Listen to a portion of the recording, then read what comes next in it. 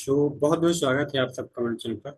और क्योंकि हमारे एग्जाम के लगभग एक महीने अभी शेष हैं, तो बहुत सारे टॉपिक अभी हम कवर करने के प्लान में हूँ। इसी क्रम में हमारी पहली वीडियो जो होगी आज की टॉपिक जो होंगी वो यूनिट 1 से लेकर के यूनिट 10 तक, प्लस करंट अफेयर्स और महत्वपूर्ण टॉपिक्स को हम इसमें कवर करेंगे। ठीक है। अब हमारे दिसंबर 2026 के फाउंडेशन बैच के लिए जुड़ सकते हैं।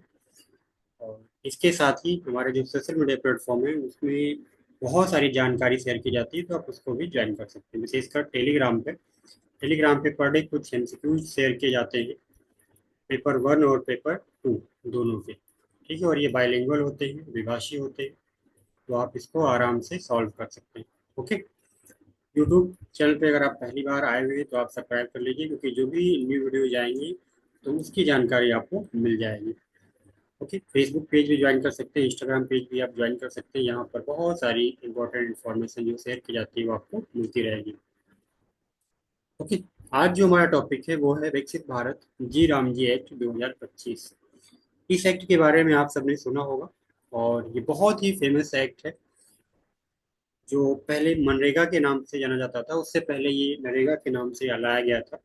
2005 में जब ये पहली बार लाया गया तो ये नरेगा के नाम से, फिर 2009 में इसका नाम बदला गया, मनरेगा किया गया, और फिर 2025 में इसे जी राम जी वीबी यानी कि विकसित भारत जी राम जी एक्ट के नाम से जाना जाता है। इसी पे हम बात करेंगे, क्योंकि ये एक्ट आप सभी जानते हैं, बहुत ज़्यादा एग्जाम में पूछा गया है, हर बार यहाँ से प्रश्न आते हैं, तो इसको हम थोड़ा डिटेल से देख लेते हैं। ठीक है, आइए स्टार्ट करते हैं। और स्टार्ट करने से पहले मैं आपको बता दूं कि अगर आपने फॉर्म फिल किया है और एग्जाम की तैयारी कर रहे हैं, तो इस बार टेस्ट सीरीज पे भारी डिस्काउंट दिया गया है। जो 499 की टेस्ट सीरीज हुआ करती थी वो मात्र 199 की है। तो आप उसको ज्वाइन कर सकते हैं, जहाँ पर बहुत सारे का मतलब ये है कि लगभग 1500 प्लस एमसीक्यू आपको मिलेंगे वहाँ पे। कुछ एमसीक्यू अभी लेटेस्ट ऐड किए गए हैं। ओके, आइए आगे बढ़ते हैं और हम अपने एक्ट पे यानी जो हमारी करंट अफेयर्स का भी पार्ट है, हम बात करते हैं विकसित भारत राम जी एक्ट। इसका फुल फॉर्म हम सभी देखेंगे अभी। इसका फुल फॉर्म है विकसित भारत गारंटी फॉर रोजगार एंड आजीविका मिशन ग्रामीण एक्ट 2025। अब इसके जो भी टर्म हैं, वी यानी विकसित भारत, जी मतलब ग्रामीण, आर मतलब रोजगार, ए मतलब आजीविका, ए मतलब मिशन। तो ये आपको याद रखना है, जी मतलब ग्रामीण, क्योंकि फुल फॉर्म भी पूछा जा सकता है। जैसे कि हम कॉस्ट कार का जो फार्मूला होता है, जो कि लूथर गुलिक के द्वारा दिया गया है, लूथर गुलिक के द्वारा, तो उसमें बहुत सारे वर्ड जो हैं वो उनका फुल फॉर्म पूछ जाता है। तो विकसित भारत राम जी के संदर्भ में भी ये पूछा जा सकता है, इसका फुल फॉर्म हमें ध्यान रखना होगा। जैसे कि हम सभी जानते हैं, बहुत ही मेजर एम्प्लॉयमेंट स्कीम है। ये एक्ट लाया गया था पहले, बाद में इसके तहत स्कीम लाई गई, और ये सबसे पहले 2005 में लाया गया। फिर 2009 में इसका नाम बदला गया, Mahatma Gandhi national rural employment guarantee act किया गया। और ये रूरल इनकम को, एक तरीके से ग्रामीण इनकम को बढ़ाने के लिए, ग्रामीण इंफ्रास्ट्रक्चर को मजबूत करने के लिए एक जो योजना है वो लाई गई थी। ये पहले एक्ट लाया गया था, इसके माध्यम से फिर एक योजना लाई गई जिसके माध्यम से इसको जमीनी स्तर पर उतारा। इन सभी चीज़ों को हम डिटेल से समझेंगे। कुछ एमसीक्यू भी इस पे हमने बनाए हैं, जो कि लास्ट में आपको दिए जाएंगे। लास्ट में आपको एमसीक्यू सॉल्व करवाए जाएंगे, तो वीडियो में पूरा बने रहना। और इसके अलावा बहुत सारी इंपॉर्टेंट चीज़ें हम इस पर डिस्कस करेंगे आज। तो ग्रामीण भारत के लिए, और ग्रामीण भारत में जो जिन व्यक्ति जो ऐसे व्यक्ति हैं जो अनऑर्गेनाइज सेक्टर में हैं, उनके लिए लगभग सामाजिक सुरक्षा व्यवस्था का ये एक ढांचा प्रदान करता है। ये है, इसके माध्यम से ग्रामीण रोजगार में आय स्थिरता को एक तरीके से संबल मिलता है। विकसित भारत गारंटी फॉर रोजगार आजीविका मिशन 2005 मनरेगा का ही एक विस्तारित रूप है और वैधानिक रूपांतरण है, जिसका उद्देश्य ग्रामीण रोजगार को विकसित भारत 2047 से जोड़ना। हम सभी जानते हैं कि भारत का 2047 तक का विकसित भारत का लक्ष्य सरकार ने रखा है। उस संदर्भ में ये एक्ट काफ़ी ज़्यादा इम्पोर्टेंट है, क्योंकि गांधी जी के अनुसार जो भारत है वो गांव में बसता है। गांव में हम अगर आंकड़ों की बात करें तो लगभग 60% से अधिक आबादी अभी भी गांव में रहती है। तो इस संदर्भ में हम देखेंगे कि अगर गांव के स्तर पे जो लोग रह रहे हैं उनको रोजगार नहीं मिलेगा, उनका सशक्तिकरण नहीं होगा, तो भारत आगे नहीं बढ़ पाएगा, विकसित नहीं बढ़ पाएगा। अच्छा, ग्रामीण रोजगार के संदर्भ में जो पहले हैं, जो शुरुआत है, जो कार्यक्रम शुरू किए गए, उनका इतिहास थोड़ा देख लेते हैं। सबसे पहले ग्रामीण जनशक्ति कार्यक्रम शुरू किया गया कब? 1960 में। और इससे पहले एक सीडीपी का भी आपने नाम सुना होगा, सीडीपी, कम्युनिटी डेवलपमेंट प्रोग्राम। वो भी कहीं ना कहीं ग्रामीण विकास से जुड़ा हुआ है। इसके बाद fresh scheme for rural employment, ग्रामीण रोजगार त्वरित योजना। 1977 में महाराष्ट्र एम्प्लॉयमेंट गारंटी एक्ट, जहां पर पहली बार गारंटी शब्द का प्रयोग किया गया, जो कि आगे चल के 2005 में देखा जाता है। महाराष्ट्र रोजगार गारंटी अधिनियम लाया गया। फिर नेशनल रूरल एम्प्लॉयमेंट प्रोग्राम शुरू किया गया, राष्ट्रीय ग्रामीण रोजगार कार्यक्रम 1980 में। 1983 में rural land employment guarantee programme शुरू किया गया। फिर जवाहर रोजगार योजना लाई गई। फिर संपूर्ण ग्रामीण रोजगार योजना लाई गई। फिर मनरेगा 2005 में लाया गया। और विकसित भारत राम जी एक्ट, क्योंकि हम देख रहे हैं 2025 में लाया गया। इसमें हमने आपको बताया कि मनरेगा जो है, इसका नाम 2009 में मनरेगा किया गया था। इससे पहले नरेगा के नाम से 2005 में लाया गया। ठीक है, तो ये एक ऐतिहासिक विकास है इस संदर्भ में। और यहाँ से आप देखेंगे कि लास्ट वाले, जैसे कि राष्ट्रीय ग्रामीण रोजगार कार्यक्रम, यहाँ से प्रश्न पूछा गया है। ये दोनों स्कीम से एग्जाम में पूछी जा चुकी हैं, और ये तो बिल्कुल पूछे ही जाते रहते हैं। तो आपको इन सब चीज़ों को थोड़ा शार्ट नोट्स बनाते हुए चलना है। अगली वीडियो आप किस सेक्शन में चाहते हैं, किस टॉपिक पे चाहते हैं, आप कमेंट करना, क्योंकि लगातार वीडियो जाएंगे आपके एग्जाम तक। मनरेगा एक्ट पहली बार 2005 में लागू किया गया था। इसके अंतर्गत 100 दिनों की, 100 दिनों की जो है रोजगार की गारंटी प्रदान की गई। और अकुशल श्रमिक जो होते थे उन्हें पंचायत के माध्यम से, और जो लोकल स्तर पर प्रशासन की व्यवस्था है उसके माध्यम से रोजगार प्रदान किया जाता है। इसकी उपलब्धियां क्या थी? 2005 में ये पहली बार लाई गई, और 2013-14 में देखा गया कि महिला भागीदारी मनरेगा में 48% थी, जो कि अभी 58% है। तो महिलाओं की जो एक तरीके से रोजगार के संदर्भ में, सशक्तिकरण के संदर्भ में, ये स्कीम बहुत ही इम्पोर्टेंट स्कीम के तौर पर निकल कर आती है। डिजिटल रिफॉर्म की अगर हम बात करें तो आधार सीडिंग, आधार भुगतान प्रणाली, इलेक्ट्रॉनिक भुगतान, जियो टैग पर संपत्तियां, डिजिटल उपस्थिति, ये सब इसकी कुछ विशेषताएं थी। क्योंकि समय समय पर जो आधुनिक तकनीक है उसके अनुसार परिवर्तन होते रहते हैं, तो इसमें ये सब चीजें देखने को मिली। इसके बाद हम देखते हैं कि 2025 में विकसित भारत राम जी एक्ट के माध्यम से इसको क्या किया गया? रिप्लेस किया गया। इसकी क्या विशेषताएं हैं? तो यहाँ पर जो पहले अधिनियम था मनरेगा, वहां पर 100 दिन रोजगार की बात की गई थी, लेकिन यहाँ पर 125 दिन की रोजगार की बात की जा रही है। यहाँ पर एक बहुत ही इंपॉर्टेंट नया सेक्शन जोड़ा गया है कि 6 डे नो वर्क पीरियड, यानी कि 60 दिन तक आपको कोई काम सरकार नहीं प्रदान करेगी। और इसके पीछे जो सरकार का मोटिव है वो ये है कि जब सीजन होता है, विशेषकर कृषि का सीजन होता है, बुआई का, कटाई का, उस दौरान अगर ये कार्य चल रहे होते हैं मनरेगा की, तो जो लेबर अवेलेबिलिटी है, जो एग्रीकल्चर के लिए जो लेबर अवेलेबिलिटी है, वो नहीं हो पाती है। तो सरकार कृषि को भी नहीं चाहती कि कृषि प्रभावित हो, इस वजह से 60 दिन के अवकाश की बात की गई है। ये आपको याद रखना है, ये पूछा जा सकता है।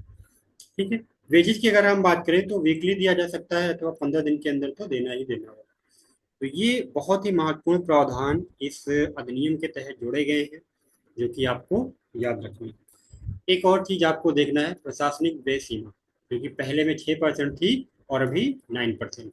ये बहुत इंपॉर्टेंट है, क्योंकि हमने जब एग्जाम दिया था तो उसी दौरान 2019-20 के मतलब नहीं, 22 की बात है, 22 में एफसीआरए में लगभग एफसीआरए में संशोधन किया गया था, और फॉरेन कंट्रीब्यूशन रेगुलेशन एक्ट, और वहां पर प्रशासनिक जो खर्च की सीमा थी एनजीओज में, उसको बढ़ाया गया था। मतलब उसको शायद घटाया गया था, एग्जैक्ट अभी देखना पड़ेगा। तो उस संदर्भ में वो प्रश्न उस टाइम पूछा गया था। अभी क्या है? अभी यहाँ पर इस चीज को बढ़ाया गया है।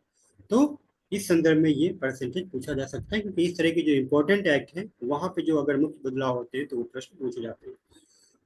4 मेजर जो क्षेत्र हैं जहाँ पर फोकस किया जा रहा है, वाटर सिक्योरिटी, फिर मुख्य ग्रामीण संरचना जिसमें सड़कें और अन्य बहुत महत्वपूर्ण जो संसाधन या अवसंरचना होती है ग्रामीण क्षेत्र की, ठीक है, वो सब चीज़ें, नाली, रिंजा, वो सब चीज़ें। Livelihood and related under infrastructure, आजीविका संबंधित अवसंरचना, और चरम मौसम समन कार्य यानी कि एक्सट्रीम वेदर मिटिगेशन। तो ये जो चार प्राथमिक क्षेत्र हैं, इन पे फोकस किया गया है। और इन चार प्राथमिक क्षेत्रों में जैसे कि यहाँ पर कंस्ट्रक्शन ऑफ कैनल्स यानी कि नहरें बनाना, चेक डैम बनाने, ठीक है, और इस तरीके की अन्य महत्वपूर्ण सुविधाएं करना, रूरल रोड्स बनाना, ग्राम पंचायतों के भवन को निर्माण करना, आंगनबाड़ी केंद्र बनाना, ये सब जो है कोर रूरल इंफ्रास्ट्रक्चर का पार्ट है। Special work for extreme section events जैसे कि कंस्ट्रक्शन फॉर ऑफ साइक्लोन, चक्रवात, बाढ़, इन सब से निपटने के लिए एक ढांचा तैयार करना, और इसके अलावा फूड ग्रेन स्टोरेज और इन सब चीज़ों के लिए एक तरीके से इंफ्रास्ट्रक्चर को तैयार करना। तो ये चार मेजर प्रायोरिटी सेक्टर इसमें रखे गए हैं नए वाला जो एक्ट है। तो ये आपको ध्यान में रखना है। ओके। वित्तीय संरचना की बात करें तो केंद्र का हिस्सा इसमें, चूंकि केंद्र का सरकार का हिस्सा लगभग स्कीम्स में ज़्यादा रहता ही है। इस संदर्भ में यहाँ पर देखा जाए तो लागत रेशियो की अगर हम बात करें तो नॉर्मल स्टेट में के सेंट्रल सरकार यानी केंद्र सरकार 40-60% और राज्य सरकार 40% का शेयर रहेगा। लेकिन north east plus Himalayan state जो है उसमें 90 और 10 का रेशियो होगा, यानी कि 90% केंद्र सरकार देगी और 10% अन्य राज्य। जो यूटी है विदाउट लेजिस्लेचर है, उसमें 100% केंद्र सरकार क्या करेगी, पैसे लगाएगी, पैसे देगी। तो ये कुछ शेयर हैं, यहाँ से भी प्रश्न पूछा जा सकता है, इसको भी आपको ध्यान में रखना है। क्योंकि जब वहाँ पर ऑप्शन 75 और 100, 80 और 20 इस तरीके के जो ऑप्शन होंगे, 75, 25, 80, 20 इस तरीके के, तो आप कंफ्यूज हो जा सकते हैं। इस वजह से इसको आपको ध्यान में रखना है। ओके।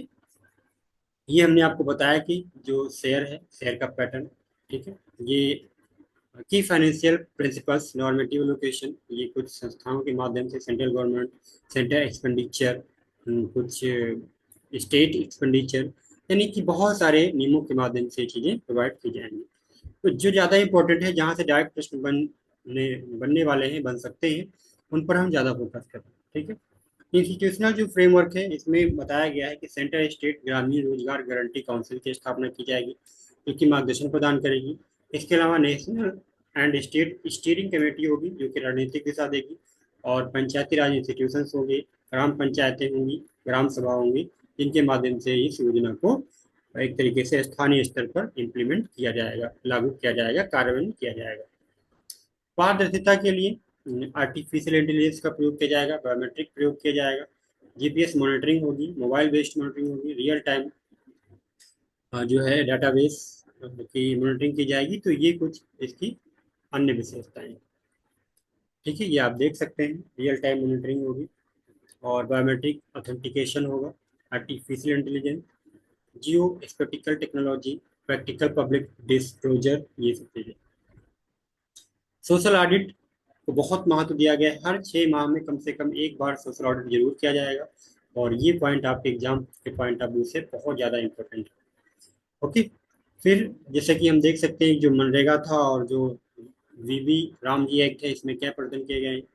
तो पहले मनरेगा में 100 दिन कार्य दिया जाता था, अभी 125 दिन दिया जाएगा। पहले जो एडमिनिस्ट्रेशन खर्च था वो सिर्फ 6% था, अभी 9% है। पहले मॉनिटरिंग डिजिटल होती थी, अब AI plus GPS plus biometric है। वेज एम्प्लॉयमेंट, यहाँ पर इंफ्रास्ट्रक्चर, क्लाइमेट रेजिलियंस। तो सोशल ऑडिट होता था, अब यहाँ पर स्ट्रेंथ ऑडिट सिस्टम होगा, यानी कि ऑडिट सिस्टम को और मजबूत किया गया है। तो ये कुछ महत्वपूर्ण विशेषताएं हैं, जो और ऐसी विशेषताएं हैं जहाँ से प्रश्न पूछे जाने की पूरी संभावना बनी हुई है। तो आप इन प्रश्नों को अच्छे से पढ़ के जाना।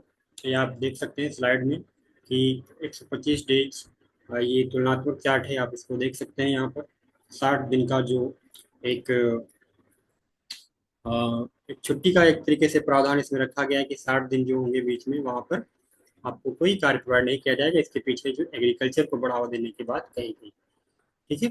ये चीज़ें आप देख सकते हैं। क्विक फैक्ट थोड़े देख सकते हैं कि पहली बार जो नरेगा था वो 2005 में आया, फिर 2009 में इसे मनरेगा किया गया, फिर 2020 में 2025 में इसे बीबी रामजी एक्ट के नाम से जाना गया। अभी 125 दिन कार्य दिया जा रहा है, पहले 100 दिन दिया जाता था। 60 दिन नो वर्क डे पीरियड है, जो कि हमने चर्चा किया क्यों है। 90 जो है 9% बढ़ाया गया है, 6 से 9% किया गया है एडमिनिस्ट्रेटिव खर्च को। और ये टोटल कोर एस्टिमेट है। और आप देख सकते हैं ये सेंट्रल शेयर है इसमें। फर्स्ट शेयरिंग सेंटर और स्टेट का 60 और 40% है। फिर other north eastern Himalaya state के लिए 90 से 10% है। और वुमेन पार्टिसिपेशन अब इस पर्टिकुलर स्कीम में 58.15% है। सोशल ऑडिट हर 6 महीने में किया जाएगा। तो ये कुछ महत्वपूर्ण फैक्ट हैं जहाँ से प्रश्न पूछे जा सकते हैं, तो आप इनको थोड़ा नोट कर लीजिएगा, एक चार्ट बना लीजिएगा और इसको अच्छे से तैयार करके जाइएगा, क्योंकि ये एक बहुत बार मैचिंग के फॉर्म में तो पूछा ही गया है। इस बार बहुत सारे चेंजेस हुए हैं, तो इस प्रकार के कुछ प्रश्न बन सकते हैं जो कि आप देख सकते हैं। पहला प्रश्न है आपकी नज़र के सामने स्क्रीन पर, और आप इसका उत्तर देने का प्रयास करें कि वीवी रामजी एक्ट 2025 प्राइमरी रिप्रेजेंट, वीवी रामजी अधिनियम 2025 मुख्यतः किसका प्रतिनिधित्व करता है? कृषि सब्सिडी विस्तार का, मनरेगा का वैधानिक पुनर्गठन जो विकसित भारत 2047 के अनुरूप है, पंचायती राज संस्थाओं का प्रतिस्थापन, ग्रामीण रोजगार कार्यक्रमों का निजीकरण। आई होप आप समझ गए होंगे कि बी ऑप्शन यहाँ पर क्या हो जाएगा, सही हो जाएगा। ठीक है। अगेन मैं आपको कहता हूँ कि टेलीग्राम पे जो क्वेश्चन शेयर किए जाते हैं उनको जरूर सॉल्व करो, और जितनी भी ओल्ड वीडियो जी पड़ी हैं यहाँ पे हमारे चैनल पे, उन सभी को आप देखो, फास्ट स्पीड करके देखो, क्योंकि सब में बहुत इंपॉर्टेंट कंटेंट प्रोवाइड किया गया है, वो आपको हेल्प करेगा। और एक प्रश्न बन सकता है इसके अधिनियम का कि नए अधिनियम के तहत गारंटीकृत मजदूरी रोजगार बढ़ाकर किया गया है 100 दिन, 110 दिन, 120 दिन, 150 दिन, 125 दिन। यहाँ पर सी ऑप्शन सही हो जाएगा, 125 दिन। ओके। तो इस प्रकार के कुछ प्रश्न बन सकते हैं कि the administrative expenditure ceiling has been raised from, प्रशासनिक व्यय की जो सीमा थी उसको कितना किया गया है? तो यहाँ पर जो हमारे पास चार ऑप्शन है, इसमें से सेकंड ऑप्शन हमारा सही हो जाएगा, 6 से बढ़ाकर 9% किया गया है।